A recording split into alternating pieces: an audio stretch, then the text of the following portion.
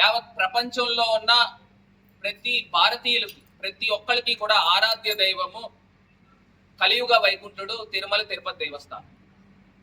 మరి ప్రసాదాలు లడ్డూల్లో కల్తీ ఏదో కొవ్వు, జంతువులు కొవ్వు కలిసిపోయింది అని అన్ని అవాస్తవాలను తీసుకుని వచ్చి మొత్తం ప్రజల మనోభావాలు దెబ్బతీసే విధంగా ఆ రోజు ఎన్ని ప్రయత్నాలు చేశారు చంద్రబాబు నాయుడు గారు, పవన్ కళ్యాణ్ గారు. మరి ఆయన అయితే సనాతన ధర్మం అని చెప్పి మొత్తం తిరుపతి మెట్లెక్కారు. నేను ఇవాళ అడుగుతా ఉన్నా, ఇదే తిరుమల తిరుపతి దేవస్థానము ఆధ్వర్యంలో నడుస్తున్న గోశాల ఎన్ని గోవులు చనిపోయినాయి అంటే చంద్రబాబు నాయుడు గారు అంటారు అసలు గోవులే చనిపోలేదు అని చెప్తారు. వాళ్ళ చైర్మన్, టిటిడి చైర్మన్ అంటారు 22 గోవులు చనిపోయినాయి అంటారు. టిటిడి యూ అంటారు లాస్ట్ ఇయర్ 170 గోవులు ఎన్నో చనిపోయినాయి, ఇప్పుడు 40, ఈ 3 నెలల్లో 46 గోవులు చనిపోయినాయి అన్నారు. అక్కడ తిరుపతి ఎమ్మెల్యే అంటాడు 30 గోవులు చనిపోయినాయి అంటారు. ఒక్కరికొక్కరికి పొంతం లేదు. అసలు మేము ఇవాళ డిమాండ్ చేస్తూ ఉన్నాం, ఇదే టిటిడి దేవస్థానం ఆధ్వర్యంలో నడిచే గోశాలలో ఎన్ని గోవులు ఉన్నాయి నంబర్ కావాలి. మీరు ఎన్ని గోవుల్ని సంరక్షిస్తా ఉన్నారు, అసలు ఎన్ని గోవులు ఎప్పుడెప్పుడు చనిపోయినాయో దాని పూర్తి స్థాయి డేటా కావాలి. ఇప్పుడు వీళ్ళు మాట్లాడే మాటలండి ఒక్కసారి స్క్రీన్ పైన చూపిస్తాను. చంద్రబాబు నాయుడు గారు ఏం మాట్లాడారు ఒక్కసారి వెనక్కి రా.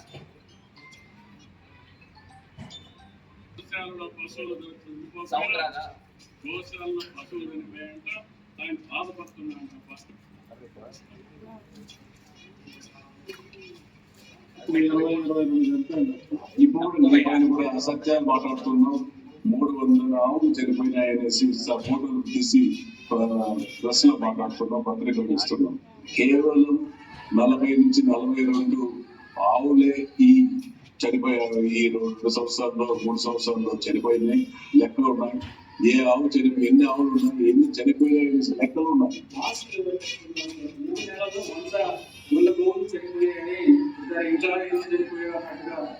జనవరి, ఫిబ్రవరి, మార్చి నెలలో 43 గోవులు. ఏ గోశాలైనా అనారోగ్య కారణాలతో చనిపోతాయి. ఏ గోశాలైనా సరే అనారోగ్య కారణాలతో గోవు చనిపోతాయి. మన గోశాల కాదు, మీరు ఏ గోశాలకు వెళ్ళినా సరే ఖచ్చితంగా దాంట్లో ఇన్ఫెక్షన్స్ లేదా ఒకటి మాత్రం అనుకున్నాను. గోశాలలో పశువులు చనిపోకపోయినా గోశాలలో పశువులు చనిపోయాయంట. ఆయన బాధపడుతున్నాయంట పార్టీ వైఎస్ఆర్ కాంగ్రెస్ పార్టీ.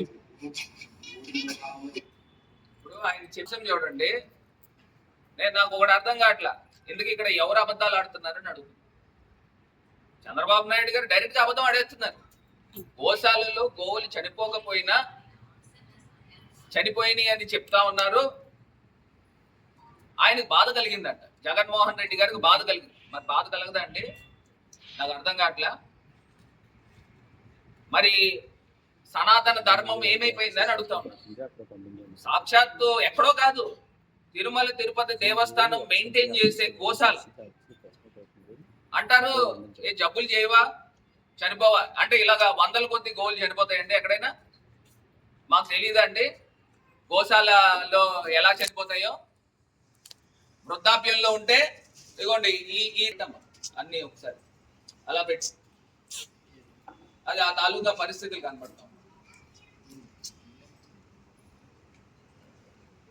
ఇది అక్కడ ఉన్న గోవుల పరిస్థితి.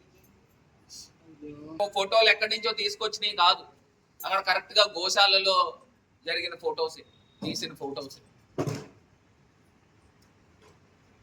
మరి ఇంత దారుణమైన చాలు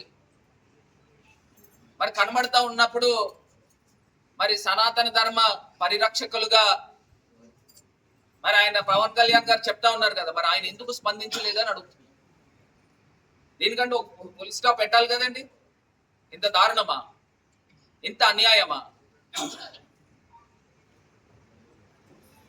దీనికి పూర్తి స్థాయిగా ఒక విజిలెన్స్ ఎంక్వైరీ చేయండి. దీనికి బాధ్యులు ఎవరు? ఖచ్చితంగా తిరుమల తిరుపతి దేవస్థానం బాడీ అవుతుంది.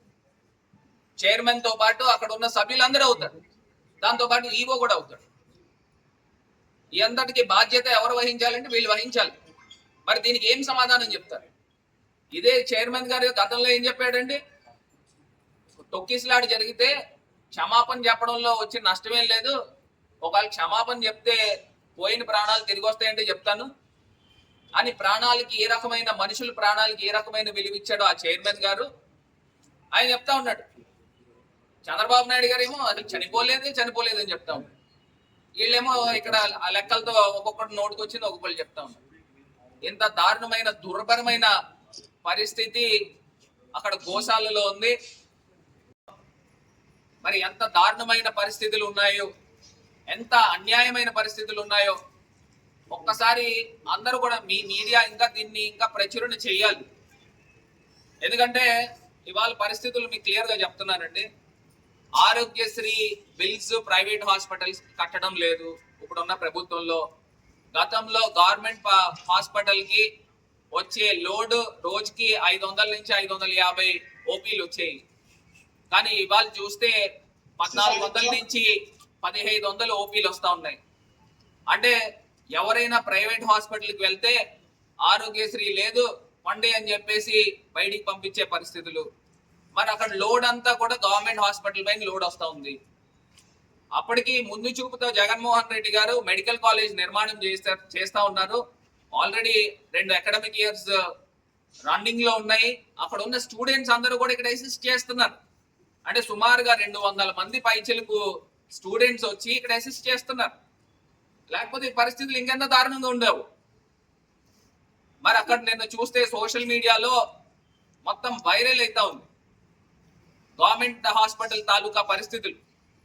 అక్కడ మార్చరీ దగ్గర పోస్ట్ మార్టం చేయాలనంటే లంచాలు. భారతీయుడు సినిమా ఉత్తినే చూపించలే, ఇక ఇలాంటి ప్రభుత్వాలు ఉండడం వల్లనే ఇంత దారుణమైన పరిస్థితులు కనబడతా ఉన్నాయి. మరి అక్కడ ఉన్న పేషెంట్స్ తాలూకా పరిస్థితులు ఏ రకంగా ఉన్నాయి నేను అంతా కూడా ఎక్స్ప్లెయిన్ చేశాము. ఇప్పటికైనా గవర్నమెంట్ ఇమీడియట్ గా దీనిపైన ఒక రివ్యూ తీసుకోండి. ఆంధ్రప్రదేశ్ వ్యాప్తంగా ఎన్ని గవర్నమెంట్ హాస్పిటల్స్ ఉన్నాయి, గడిచిన 3 నెలల్లోనో 4 నెలల్లోనో ఎంతమంది పేషెంట్స్ ఒక్కొక్క హాస్పిటల్లో విజిట్ చేస్తా ఉన్నారు, అక్కడ లోపాలు ఏమున్నాయి, ఇన్ఫ్రాస్ట్రక్చర్ లోపాలు ఏమున్నాయి, సూపర్ స్పెషాలిటీస్ అవసరాలు ఎన్ని ఉన్నాయి, అక్కడ డాక్టర్స్ ఎంతమంది ఉన్నారు, నర్సులు ఎంతమంది ఉన్నారు, మెన్ ఎంతమంది ఉన్నారు. ఇంకా వచ్చేది సమ్మర్ సీజన్. నిన్న మరి చెప్తా ఉన్నారు, ఒక ఆడావిడ చెప్తా ఉంది, ఆవిడకి ప్రసవం అంట మామూలు జనరల్ వార్డ్ లోనే అయిపోయింది. ఆమెకు ఒకళ్ళకే కాదంట, ఆమెతో పాటు ఇంకొక 4గురికి అయిందంట అదే జనరల్ వార్డు. మరి ఇంత దారుణమైన పరిస్థితి రాజమండ్రి నడిబొడ్డులో ఉన్న గవర్నమెంట్ హాస్పిటల్ జీజీహెచ్ 500 బెడెడ్ హాస్పిటల్లో మరి ఇంత దారుణం జరుగుతూ ఉంటే అసలు ఏం చేస్తా ఉన్నారు?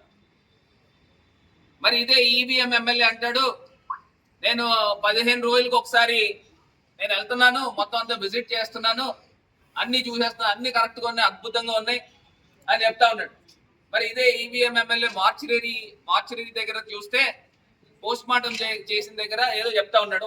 ఇంకా చక్కటి కార్యక్రమం స్టింజ్ ఆపరేషన్ చేశారు బాబా. ఒకసారి బాబు ఉత్తిరే అనలేదు, పారాషూట్ అని ఉత్తిరే అనలేదు, స్టింజ్ కాదు బాబు, స్టింగ్ ఆపరేషన్. ఒకసారి మళ్ళీ పెట్టు సార్, మళ్ళీ చక్కటి కార్యక్రమం స్టింజ్ ఆపరేషన్ చేశారు బాబా.